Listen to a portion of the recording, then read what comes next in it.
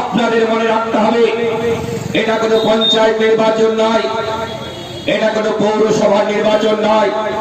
এটা কোনো সমবায় সমিতির নির্বাচন নয়, এটা কোনো বিধানসভা নির্বাচন নয়, এটা লোকসভা নির্বাচন। যে নির্বাচনের মাধ্যম দিয়ে আপনার দেশ, আমার দেশ, ভারতবর্ষ কোন দিকে হবে, যে নির্বাচনের মাধ্যমে ভারতবর্ষ তার আইন কানুন কিভাবে রচনা হবে, ভারতবর্ষের পররাষ্ট্রনীতি কিভাবে তৈরি হবে, ভারতবর্ষের বিদেশ নীতি কিভাবে তৈরি হবে, ভারতবর্ষের সুরক্ষা বলয় কিভাবে তৈরি হবে, ভারতবর্ষের অর্থনৈতিক ব্যবস্থা কিভাবে তৈরি হবে, ভারতবর্ষে একটা স্থায়ী সরকার প্রতিষ্ঠিত হবে কিনা, ভারতবর্ষ সারা বিশ্বে কিভাবে মাথা উঁচু করে দাঁড়াবে, সেই ধরনের একটা নির্বাচন লোকসভা নির্বাচন।